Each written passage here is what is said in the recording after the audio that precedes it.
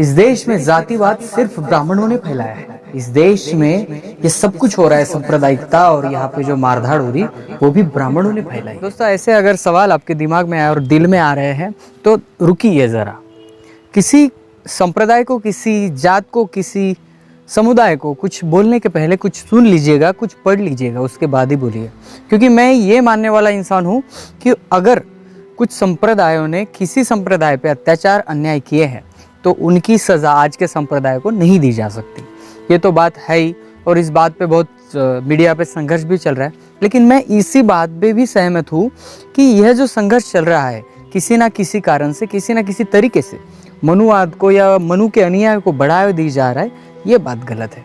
और इस गलत बात के लिए हमें क्या करना पड़ेगा? हमें ये कह के उठना नहीं पड़ेगा कि किसी अमके डमके इंसान ने किसी अमके डमके इंसान पे अत्याचार किया, या हम आदिवासी, हम दलित लोगों पे ब्राह्मणों ने अत्याचार किया है। ये हम बात कॉन्फिडेंस से कब कह सकेंगे? जब हमने इतिहास पढ़ा हो, इतिहास को देखा हो, इतिहास को छाना हो। और दोस्तों, आज का वीडियो ऐसे ही आपको जर्नी ले जाऊंगा मैं इस वीडियो में, जो आपको पता चलेगा। बहुत सारे वीडियो जो लोग जो देखते हैं मेरे वीडियो बोलते हैं कि आपने थोड़ा सा बताया, पूरा बताइए। आज के वीडियो में जो भी कॉम्पिटिटिव एग्जाम है, जो भी हमारे युवा है जो पढ़ना चाहते हैं, इतिहास को जानना चाहते हैं, उन लोगों को मैं ये वीडियो प्रेरित कर रहा हूँ। ये स्टोरी के माध्यम से मैं आपको बताऊंगा जो आपको थोड़ा सा समझने में दिक्कत नहीं आएगी और बहुत अच्छा लगेगा। जी हाँ दोस्तों, मैं राहुल कन्ना के आपसे बात कर रहा हूँ और इस वीडियो के ज़रिए मैं आपको ये बताऊंगा कि आर्य के आगमन के बाद यहाँ पे क्या उथल पुथल हुई, क्या हलचल हुई, और इस वीडियो के माध्यम से आपको इतिहास समझने में सरलता होगी। वीडियो बड़ा होगा फिर भी आपको देखना है, क्योंकि इस वीडियो में मैंने पूरा तामझाम बताने की कोशिश की है। जैसे हो दोस्तों, मैं राहुल कन्ना के अलबरेती चैनल पे आप सबका स्वागत करता हूँ।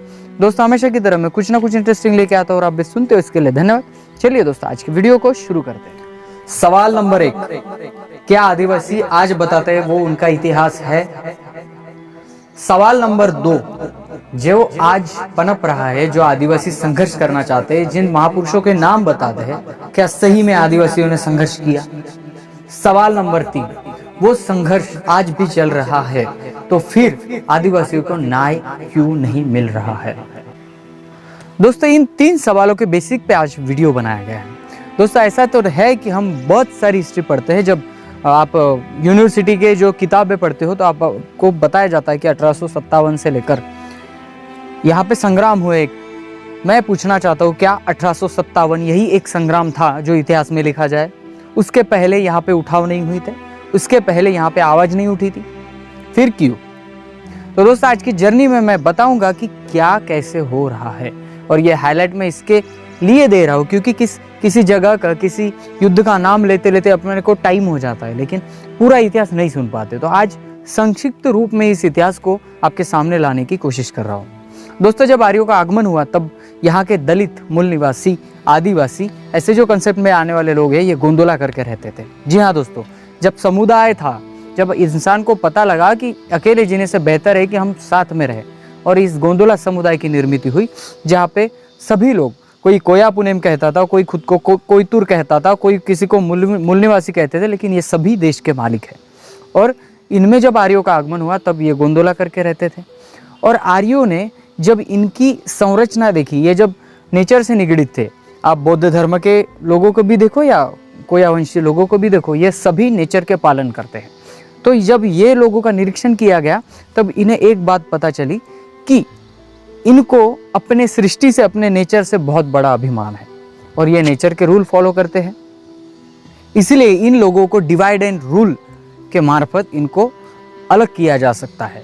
और अलग करने की एक बहुत बड़ी वजह थी, इनको पहले अपना आधिपत्य स्थापन करना था, क्योंकि इनका राज चले, इनकी सिस्टम चले, और इनकी सिस्टम के निसार से ये सबसे ऊपर रहे और बाकी सब। जब बड़े बड़े भाषणों में हमें कहा जाता है कि भारत यह सोने की चिड़िया है, सुनने में तो अच्छा लगता है, लेकिन ये सोने की चिड़िया था और उसके बाद इसको लूट लिया गया। तब तो आप क्या देख रहे थे? हम क्या देख रहे थे? हमारे संप्रदाय क्या देख रहे थे? जब ये बात आती है, और मैं पूछूंगा, सोने की चिड़िया जो है वो किस काल में था? सोने की चिड़िया अगर आप कहते हो भारत को, तो यहाँ पे सोना जो है वो मुबलक है, मुबलक था, इसलिए सोने की चिड़िया कहा जाता है। फिर आज सोना कहा गया? आप कहोगे कि अंग्रेजों ने लूटा है। अंग्रेजों ने जब लूटा है इस देश को, तो ये पता चलता है कि 0.5 यानी 15% ही इस देश के सोने को लूटा है, बाकी का सोना कहाँ गया? अभी जो मंदिर मठों में गिरा है ना, वही सोना है। और आप क्या चाहते हो कि यहाँ के मूल निवासियों का संघर्ष सिर्फ यहाँ के अंग्रेजों से, पोर्तुगीजों से, फ्रेंच से था? यहाँ के मूल निवासियों का संघर्ष उन लोगों के लिए था जो लोग अपने उच्च वर्णीय होते हुए का ढोंग करते थे और लोगों को फंसाते थे, लोगों को लूटते थे। उन जमींदारों के साथ था संघर्ष, उन सामंतों के साथ था, उन साहूकारों के साथ था, उन पंडितों के साथ था जो इनका शोषण करते थे। और दोस्तों, यह है असली इतिहास, जो इतिहास में बताया जाता है कि जिन्होंने अंग्रेजों के खिलाफ अपना बलिदान दिया। मैं मानता हूं कि 1857 में बहुत बड़ा क्रांति हुई, लेकिन उनमें आदिवासियों का जो भाग है ना, वो बहुत कम दिखाया गया। साहूकारों के खिलाफ, जमींदारों के खिलाफ, सामंतों के खिलाफ, यहाँ के पंडितों के खिलाफ जब इस मूल निवासियों ने आवाज उठाई, तब बहुत सारे लोगों ने इस इतिहास को लिखा नहीं और कहा कि यहाँ के मेन दुश्मन अंग्रेज थे। जी हाँ दोस्तों, जो बाहर से आया वो तो अंग्रेज है ही, उन्होंने तो दुश्मनी की, लेकिन अपने लोगों को लूटने वाले भी यह आर्य लोग थे। दोस्तों, मैं बता दूं कि 16वें शतक में यूरोप में जब धर्म युद्ध हुआ, जी हाँ दोस्तों, 16वें शतक में जब यूरोप में धर्म युद्ध हुआ, तब एक नई क्रांति आई, तब एक नया पहल हुआ। और उस पहल से इस युद्ध में बहुत सारे संप्रदाय, जाति, धर्म, बहुत सारे प्रोपेगेंडे ने जन्म लिया और यूरोप में ये क्रांति शुरू हुई। और इस क्रांति में बहुत सारा रक्तपात भी हुआ। जब यूरोपियन लोगों को पता लगा कि नहीं, कुछ ना कुछ तो बाहर ढूंढना चाहिए, तब इनको पता लगा एक देश, इंडिया, जो यहाँ रहता है। और फिर इंडिया के आने के लिए रास्ते खोजे गए और वहाँ से पोर्तुगीज, फ्रेंच, अंग्रेज ऐसे लोग अपने बाजार का सामान लेकर आए, बाजार पेट बनाए और लोगों को सामान बेचने लगे, यहाँ की सिस्टम देखने लगे और सिस्टम में घुस गए। इन सभी में हम जब इतिहास पढ़ते हैं तब आर्यों की शाबाशी क्यों नहीं देते? इसका एक कारण है कि आर्य ने जब जब यहाँ पे कोई मेहमान आया है उसके साथ दोस्ती की है और इस देश के मूल निवासियों के विरुद्ध में साजिश की है। जी हाँ दोस्तों, अगर कोई राजा है तो उसको पटाएगा, पटाने के बाद उसको बताएगा कि ऐसा है वैसा है, और राजा के पीछे रह के अपने काम निकालेगा। यहाँ के मूल निवासी जो भी गोंड, प्रधान, आदिवासी, दलित लोग हैं, यहाँ के संघर्ष ही करते रहे हैं। उनको शूद्र, उनको अस्पृश्य कहा गया है और वो संघर्ष ही करते रहे हैं। दोस्तों, जैसा कि मैंने पिछले वीडियो में आपको बताया था कि जो प्राचीन काल, मध्ययुगीन काल और आधुनिक काल, मध्ययुगीन काल में हमें आदिवासियों का स्थलांतरण ज़्यादा होते हुए नहीं दिखता, लेकिन जब ये साम्राज्य आए, जब ये बाहर से लोग आने लगे, आदिवासियों को, यहाँ के मूल निवासियों को टॉर्चर करने लगे, तब हमें दिखता है कि आदिवासियों ने ज़्यादा से ज़्यादा यहाँ पे स्थलांतरण किया है। स्थलांतरण इसलिए नहीं किया कि उनको बहुत पसंद है, लेकिन इसलिए किया कि यहाँ पे आने वाला जमींदार, ठेकेदार, सामंत, साहूकार से लेकर सभी लोग इन लोगों के शोषण पे जीते थे। इन लोगों को इतना सारा इन्होंने लूट लिया है कि बता नहीं सकते, और इसलिए इन लोगों के ज़्यादा से ज़्यादा स्थलांतरण हमें दिखाई देते हैं। यहाँ पे आने वाला आर्य आदिवासियों का और मूल निवासियों का शोषण करता है। यहाँ पे आने वाला अंग्रेज, यहाँ पे आने वाला फ्रेंच, यहाँ पे आने वाला पोर्तुगीज और यहाँ पे अन्य कहीं आने वाले लोग, जिनको लगता है यहाँ पे मुगल के खिलाफ भी यहाँ पे आदिवासियों का आक्रमण हुआ है। यानी हर तरह से आदिवासियों को यहाँ पे टॉर्चर किया गया और यहाँ पे जो भी था उनके पास वो छीन लिया गया, किसी धर्म के माध्यम से, किसी जात के माध्यम से। आप टैक्स ले लो कि और कुछ भी ले लो, लेकिन यहाँ पे शोषण अगर होता आया है तो वो आदिवासियों का है। गोंडवाना की रानी महारानी दुर्गावती ने अकबर का सामना किया हो या तिलका माझी ने किसी लोगों का सामना किया हो, लेकिन आदिवासी तभी से शस्त्र उसने फेंके नहीं है। आदिवासी हमेशा से लड़ता आया है, वो किसी से भी रहे, और इस देश के, इस मिट्टी के लिए लड़ता आया है। तो दोस्तों, बात क्या हुआ कि इतिहास जब चलते आता है तब अंग्रेज और ये बाजार पेट में आने वाले लोग जो बाहर के यूरोपियन लोग थे, इन लोगों ने यहाँ पे देखा कि यहाँ की सिस्टम अगर हम बदल सकते हैं तो बदल ली, और फिर फ्रेंचों पे अंग्रेज़ों ने हुकूमत हासिल कर दी। और अंग्रेज यहाँ पे चाहते थे कि एक सत्ताधारी यहाँ पे शासन बने, एक ही शासनकर्ता और एक ही प्रशासन वाले लोग। यानी भारत में कहीं तो स्थिरता लाने की अंग्रेजों के द्वारा बात की जाती थी, और ये बात हुई और यहाँ पे हुआ उदय। जब इतिहास चलते रहता है, लड़ते रहता है, तब ये सामाजिक बातें बहुत कम सुनने को मिलती है। लेकिन जब अंग्रेज़ों ने यहाँ पे सत्ता स्थापन करने की बात की, सब लोगों को एक शासन में लाने की बात की, तब उदय हुआ विचारों का। राजा राममोहन राय जैसे लोगों ने इस धर्मों के प्रोपेगेंडे को यहाँ पे थोड़ा सा बदल दिया। और मैं आपको एक लॉजिक बताऊं, जो लॉजिक बहुत ही अच्छा है। ये लॉजिक ये है कि मध्ययुगीन इतिहास में हमें कोई भी सत्ता हो, गोंडवाना का मुगलों के विरुद्ध हो, मुगला का मराठों के विरुद्ध हो, यहाँ पे धर्म का प्रॉब्लम नहीं होता था, धर्म का युद्ध नहीं होता था, ये एक सत्ता युद्ध होता था। लेकिन जब अंग्रेज आए और अंग्रेजों के साथ में कुछ हमारी आर्य लोगों ने हस्ता आंदोलन किया और उनके साथ रह के शूद्र कह के लोगों पे जब अत्याचार करने लगे, तब एक प्रोपेगेंडा चला, और वो प्रोपेगेंडा चला धर्म का। और ये धर्म हिंदू मुसलमान वगैरह वगैरह ये धर्म चलने लगे, और इसी का अंग्रेज़ों ने फ़ायदा उठाया। ये फ़ायदा है फोड़ो और तोड़ो। जी हाँ दोस्तों, मुसलमानों को हिंदू के खिलाफ भड़काओ, हिंदू को मुसलमानों के खिलाफ भड़काओ, ब्राह्मणों को इनके खिलाफ भड़काओ, या आदिवासियों को दूसरों के खिलाफ भड़काओ। ये भड़काना स्टार्ट हुआ क्योंकि अंग्रेज़ों को मालूम था जब हम इनको फोड़ेंगे तभी हम यहाँ पे रह सकते हैं। और दोस्तों यही तो हुआ है। इसलिए इस अंग्रेज़ों की जो राजनीति है, इनके खिलाफ ना जाते हुए इन आर्यों ने इनके साथ मिला और अस्पृश्य शूद्र करके इन लोगों को टॉर्चर किया, और तभी जन्म हुआ महात्मा फुले, बी आर अम्बेडकर और बहुत सारे लोगों का। और इन लोगों ने इनका आवाज़ दबाने की कोशिश की, इनका सामाजिक जो धार्मिक प्रोपेगेंडा है इसको मोड़ने की कोशिश की। दोस्तों ये जब हुआ, इसके बाद 1885 में महासभा की स्थापना हुई, और उसके बाद आज़ादी के नारे लगने लगे। जी हाँ दोस्तों, अंग्रेज़ों के खिलाफ आज़ादी चाहिए करके नारे लगने लगे, और अंग्रेज़ घबरा गए, और अंग्रेज़ों ने इन लोगों को फोड़ने की साजिश रची। और ये संप्रदाय फूटते भी गए, और इन संप्रदाय में इतनी बड़ी दरी तैयार हो गई कि आज भी ये दरी अपने पास नहीं आ रही। और इनके मेन खलनायक किसी को पता भी नहीं है। जो लोग ये जानते थे कि हमें कुछ करना नहीं है, हमें सिर्फ इसको भड़काना है, उसको भड़काना है। जब यहाँ पे मुगल आए थे, जब यहाँ पे कोई और भी आए थे, तभी उनको रास्ता दिखाने वाले, उनके साथ चलने वाले भी यही लोग थे।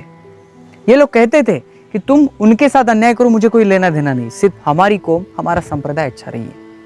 और जब एक तरफ यहाँ के मूल निवासी देश को बचाने के लिए लड़ रहे थे, तब ये लोग तुम अस्पृश्य हो, तुम शूद्र हो करके टालने लगे। जब आप जानते हो कि किसी शूद्र का छोटा सा बच्चा गलती से किसी पंडित को हाथ लगा देता था, तब उसकी जबान काट दी जाती थी। और तब जब उठाव होता था, आदिवासी लोग इनके खिलाफ उठाव करते थे, वो उठाव किसी भी किताब में नहीं बताया जाता। सिर्फ आपको इतिहास में यही बताया जाएगा कि अंग्रेजों के खिलाफ यहाँ के आदिवासी सभी ने, ब्राह्मण वर्ग ने और सभी ने यहाँ पे अत्याचार या उठाव किए हैं। लेकिन ये नहीं बताया जाता कि आदिवासियों के ज़्यादा से ज़्यादा उठाव ब्राह्मणी षड्यंत्र के खिलाफ, यहाँ के मनुवादी लोगों के खिलाफ, सामंतों के खिलाफ, जो जमींदार हैं उनके खिलाफ थे। क्योंकि आदिवासी यहाँ के जमीन, जल जंगल, जमीन से बचाना चाहता था खुद को और अपने संस्कृति और इस देश को। यहाँ पे तिलका माझी, बिरसा मुंडा, बाबूराव शर्मा के, राघोजी भांगरे, तंटिया मामा, ऐसे बहुत है जिन्होंने इस आने वाले टाइम पे सभी का विरोध किया। इस देश में अगर अंग्रेजों ने किसी पे जुल्म ढाया तो वो टैक्स और महसूल और उनके जंगल और जमीन के खिलाफ ही ढाया है। तो आदिवासियों ने भी जमीन के लिए ही लड़ाई लड़ी है। लेकिन बताया क्या जाता है, लेकिन जब आज़ादी का दौर हुआ और शुरुआत हुई कि अभी आज़ाद देश होने वाला है, तब इस सभी लोगों में देश की भावना जागी। सभी देश के वासी एक है, सभी यह देश एक है और एक तिरंगा है, और इसी के लिए हमें लड़ना है। यह जब जानियो लोगों में हुई, यह जब फीलिंग लोगों में आई, तब सभी लोग इतिहास को देखने लगे, सैल्यूट मारने लगे। लेकिन आज वो लोग इन लोगों को सैल्यूट ही नहीं करते, यहाँ के मूल निवासियों को, कि जिन्होंने इस देश को बचाने के लिए अपने प्राण त्याग दिए। उनके 10 पीढ़ियाँ इस ज़मीन को बचाने के लिए न्योछावर हो गई। और कहा जाता है कि इंडिजिनस पीपल डे जब मनाया जाएगा, तब यूएनओ की तरफ से इंडिया को एक फरमान आता है कि आपके इंडिजिनस पीपल की सूची चाहिए। तब इंडिया वाले बताते हैं कि यहाँ पे कोई इंडिजिनस पीपल नहीं रहता। ये किसका अपमान है? यहाँ के आदिवासियों का, यहाँ के मूल निवासियों का, या इस देश के हुतात्माओं का? बस्तर में गुंडादुर जैसे लोग, चंद्रपुर में बाबूराव शर्मा के जैसे लोग, यहाँ पे पुणे में जैसे राघोजी भांगरे जैसे लोग, हर तरह उन्होंने जन्म लिया और यहाँ पे ज़मीन के लिए कब्जा किया। और हम कहते हैं कि हमें सही इतिहास पढ़ाया जाता है। दोस्तों, जब यह साम्राज्यवाद का इतिहास आप पढ़ोगे, आदिवासियों का यहाँ पे क्या स्थान था, तो आपको ज़ीरो नज़र आएगा। और आप ये भी नहीं कह सकोगे कि हमारा इस इतिहास में कुछ ना कुछ तो योगदान है, बल्कि आदिवासियों का यह इतिहास ही आदिवासियों का है, इसको बदल के लिखा गया। इसलिए मैं कहता हूँ कि आर्य जो है, बाहर से तो अंग्रेज भी आए थे, फिर यहाँ पे आर्यों का क्यों यहाँ पे इतना विरोध हो रहा है? इसलिए कि आर्यों ने जब जब आज़ादी की बात आई, जब जब लड़ने की बात आई, तब तब पलटी खाई है। और इन पलटी वाले लोगों के लिए हम कहते हैं कि ये हमारे नहीं है, ये मूल निवासी नहीं है, और ये आज भी ऐसा प्रोपेगेंडा फैला रहे हैं जहाँ पे लोगों अपने अपने धर्म जाति में बढ़ जाए और वो 3% लोग वहाँ पे शासन करें। दोस्तों, ये वीडियो बनाने का कंटेंट यही है कि आपको समझ में आए कि चल क्या रहा था और आज भी क्या चल रहा है।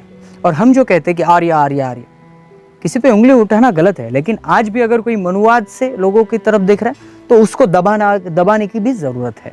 इसलिए आज का वीडियो डॉक्टर BR अम्बेडकर के जो विचारधारा है उनको लेके मैं हमेशा चलता हूँ और चलता रहूँगा।